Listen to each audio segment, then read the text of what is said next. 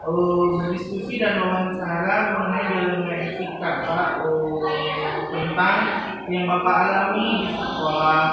Mungkin Bapak ada kendala ya Pak ya di sekolah ya.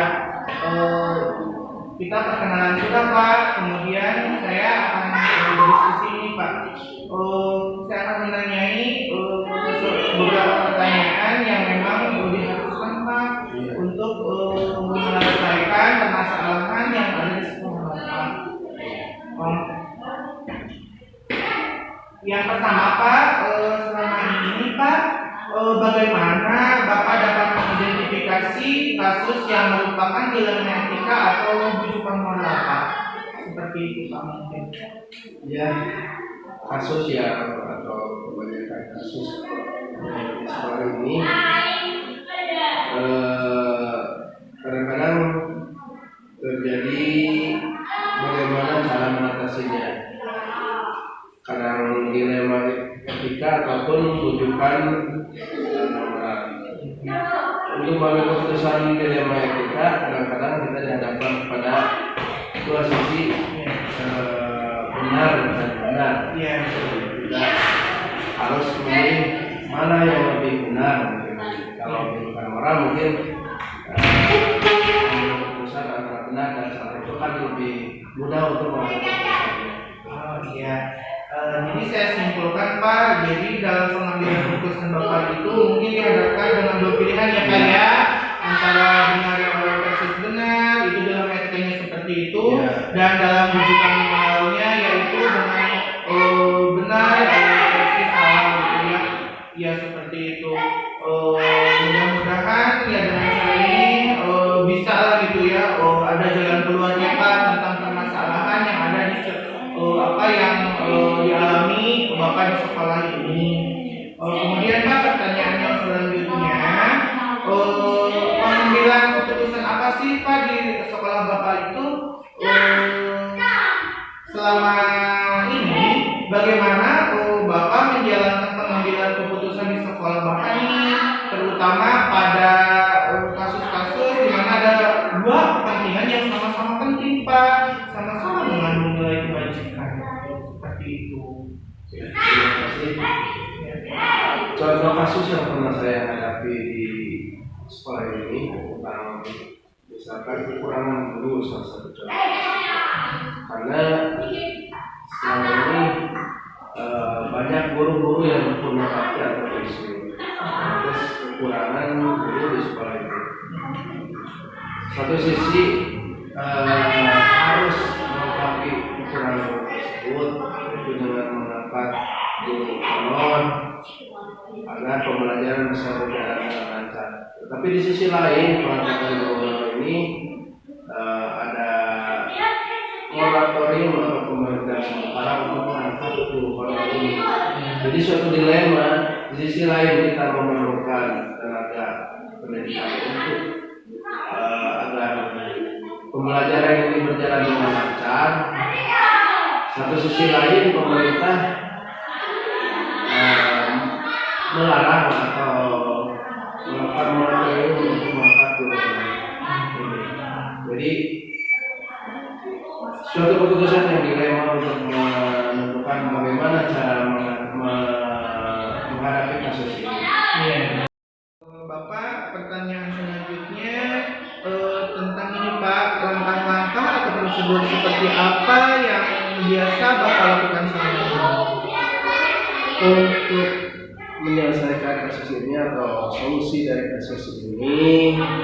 Pertama, langkah saya yang perlu saya coba yaitu membuat kelas tangkap. Jadi satu guru merangkap kelas untuk mengatasi kekurangan guru. Salah satu langkahnya seperti itu, membuat kelas tangkap. Bapak, saya simpulkan berarti dari sini setiap guru mengambil dua tugas ya Pak ya, untuk sesuai dengan jenjang memang yang terdekat 3 dan 4, 5 dan 6. Misalnya kalau kekurangan guru dengan kasus dilema etika versus benar dan benar ya penyataannya ini, dan ini kita harus menuruti pada sebuah aturan yang mengikat ya Pak ya, tidak boleh mengangkat guru honorer yang terbaru gitu ya Pak ya. Seperti itu ya, itu mungkin langkah-langkah sementara yang Bapak bisa ambil ya di sekolah ini. Selanjutnya Pak, hal-hal apa saja yang selama ini Bapak anggap efektif dalam pengambilan keputusan tersebut Pak pada kasus-kasus dilema etika Pak? Pengalaman keputusan yang efektif itu seperti apa Pak? Seperti yang telah saya jelaskan tadi, yaitu membuat naskah, kemudian juga pertama ya, jadi jika ada guru yang sukarela, jadi dapat melengkapi untuk mengatasi kekurangan guru itu, ya mau tidak mau, jika ada yang sukarela, bukan saya yang mengangkat, tapi jika ada yang sukarela, maka tidak ada salahnya untuk sesuai dengan kompetensi yang dimilikinya untuk mengisi kekurangan itu. Selain tadi membuat masyarakat yang tadi itu mungkin dosen yang efektif untuk mengatasi kekurangan itu. Ya Bapak, bisa saya simpulkan juga itu berarti ada tambahannya ya Pak ya dengan melihat ada orang yang sukarelawan untuk mengajar di sekolah ini ya Pak ya, sesuai dengan kompetensi yang dimiliki. Ya betul ya, betul. Khusus dari sarjana pendidikan ya Pak ya, terutama ya. Yang selanjutnya Pak, hal-hal apa saja yang selama ini merupakan tantangan dalam pengambilan keputusan dilema etika Pak? Apa saja sih tantangannya yang terberat? Nah itu tantangannya jika ada guru yang memegang kelas rakap, jadi guru itu akan susah mengatur waktunya. Satu sisi dia harus menyesuaikan tugas-tugas di kelas yang diampunya, di sisi lain juga kelas yang lengkapnya.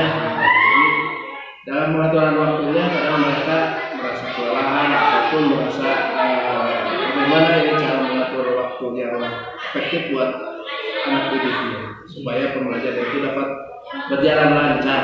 Iya. Mungkin masalah intinya adalah pengaturan waktu. Pengaturan waktu ya. Makanya bisa simpulkan Pak, untuk pengaturan waktu ini mungkin membutuhkan waktu lebih global ya Pak ya, tenaga ekstra juga bagi guru tersebut untuk melaksanakan kelas rangkap karena kekurangan guru seperti ini juga merupakan hal yang fundamental ya Pak ya, karena itu merupakan dari pokok dari pendidikan di sekolah ini ya Pak ya, ujung tombak pendidikan ini yang apakah Bapak memiliki jadwal tertentu nih Pak yang dalam penyelesaian dilema etika ini? Apakah Bapak langsung menyelesaikan di tempat di sekolah ini langsung, atau memiliki sebuah jadwal untuk menyelesaikannya Pak? Bentuk dan prosedurnya itu seperti apa Pak yang dijalankan di sekolah ini seperti apa? Untuk masalah waktu ini mungkin saya akan meluangkan suatu hari untuk melakukan diskusi bersama dengan guru-guru untuk mengatasi masalah ini, meminta pendapatnya dan mencari solusi bagaimana untuk menyelesaikan masalah ini. Selain itu juga mungkin saya sharing ke atasan saya, ke rekan kepala sekolah yang lain, juga ke sekolah untuk mendapatkan berbagai masukan tentang mengatasi masalah ini. Oh jadi ya, untuk pengambilan jadwalnya ada dilakukan pada suatu hari tertentu, akan diperbincangkan dengan teman-teman sejawat, rekan kepala sekolah lain, juga dengan guru-guru, komite juga ya. Mungkin ada pengawas juga ya Pak ya, nanti ya didiskusikan tentang permasalahan di dalam lingkup sekolah ini. Mudah-mudahan ada penyelesaiannya ya Pak ya. Semoga cepat ada jawabannya. Untuk pertanyaan selanjutnya Pak, adakah seseorang atau faktor-faktor yang selama ini mempermudah atau membantu Bapak dalam pengambilan keputusan dilema etika seperti ini Pak? ada nggak ya orang yang membantu? Ya, yang membantu tidak jauh sih, itu lingkungan warga sekolah juga, guru-guru. Terus kalau di lingkungan luar sekolah, saya seperti komite, terus iya aktivis, pengawas, pokoknya atasan dinas pendidikan. Iya. Mungkin saya bisa simpulkan Pak, jadi faktor-faktor yang selama ini yang mempermudah itu ya, yang membantu itu yaitu orang-orang pertama lingkungan sekitar, warga sekolah, baik itu di luar maupun di dalamnya, ya itu yang dapat menyelesaikan permasalahan yang ada di sekolah ini ya Pak ya, seperti itu. Yang selanjutnya Pak, dari semua hal yang telah disampaikan ini, pembelajaran apa sih Pak yang dapat dipetik nih dari pengalaman pengambilan keputusan dalam etika seperti ini?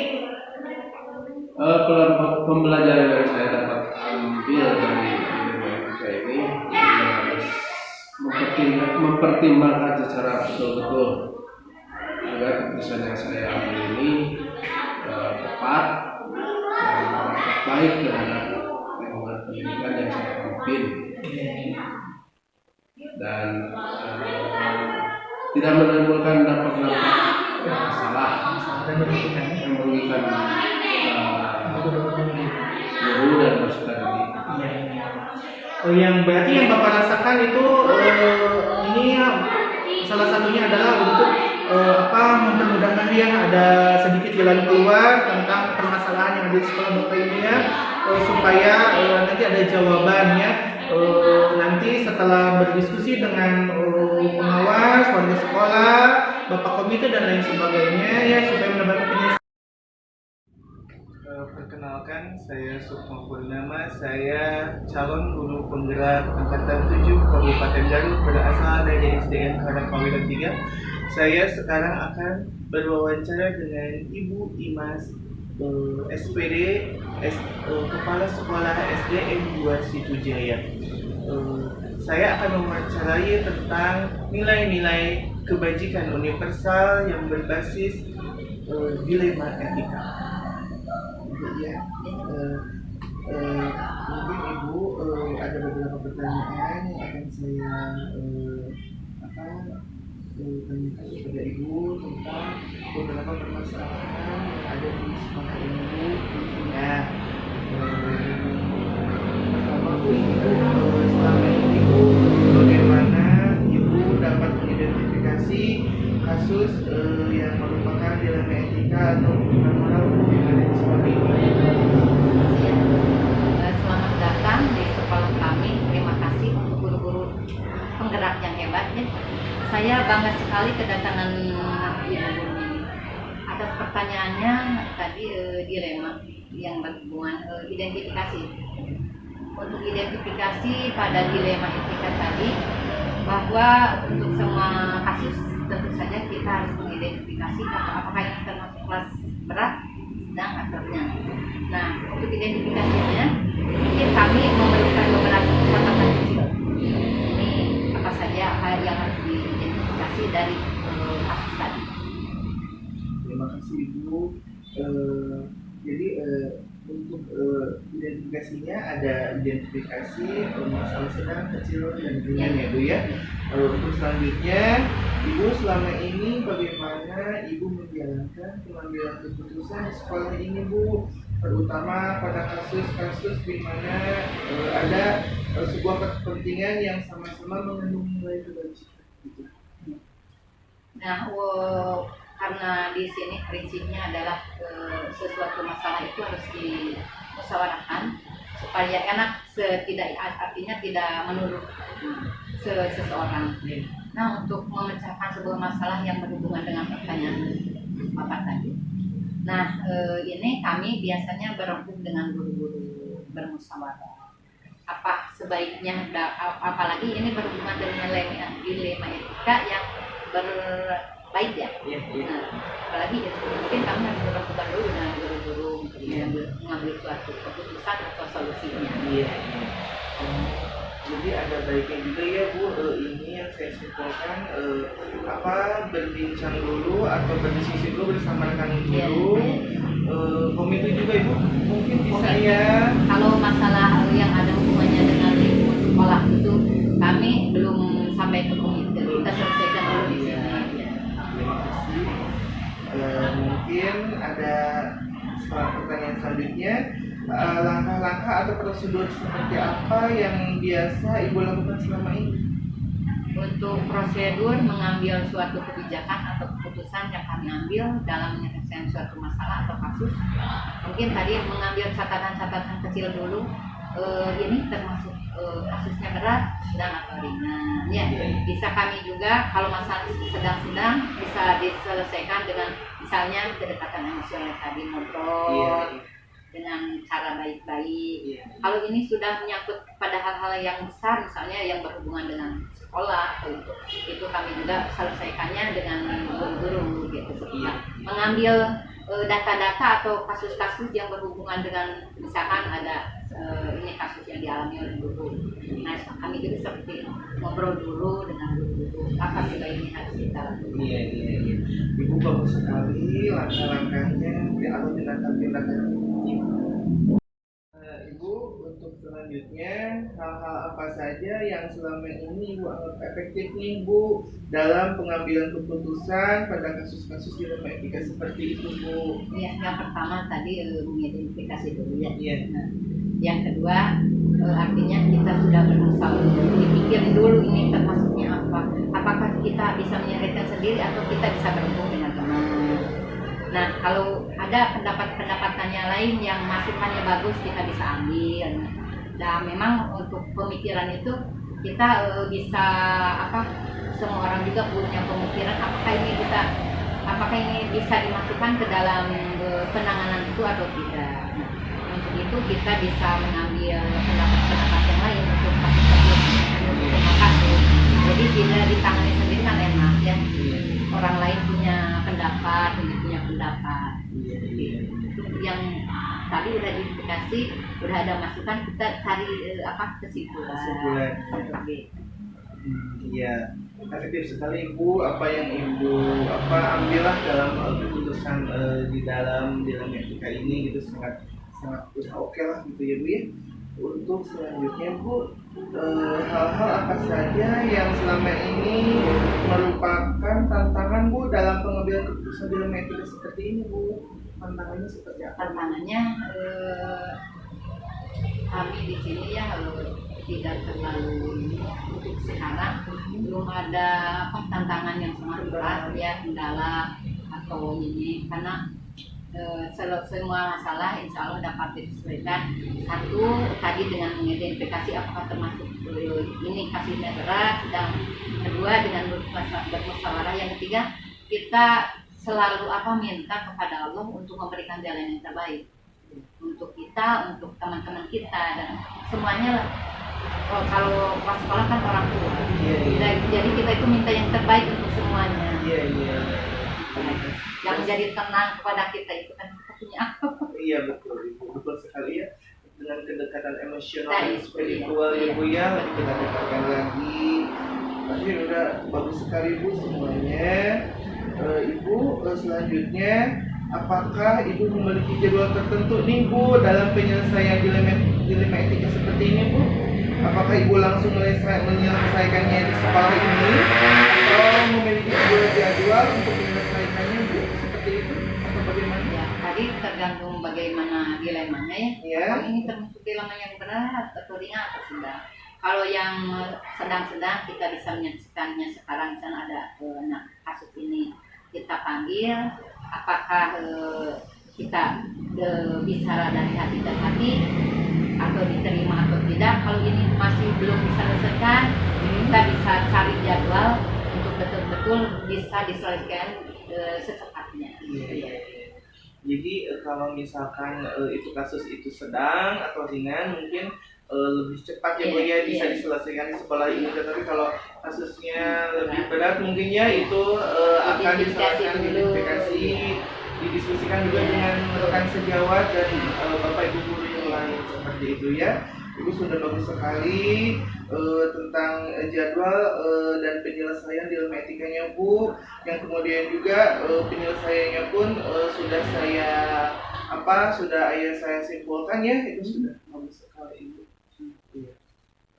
Yang selanjutnya Bu, adakah seseorang atau faktor-faktor yang selama ini mempermudah atau membantu Ibu dalam pengambilan keputusan dalam etika?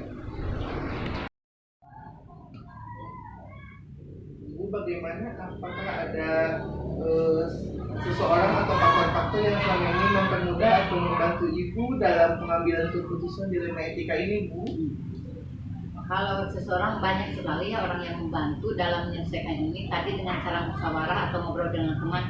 Bahkan saya karena ini satu atap dengan sekolah lain, bahkan dengan kolega saya atau teman pas sekolah saya ngobrol, sharing, ada ini kita bisa sharing dengan pas sekolah yang lain, dengan teman dan tetap.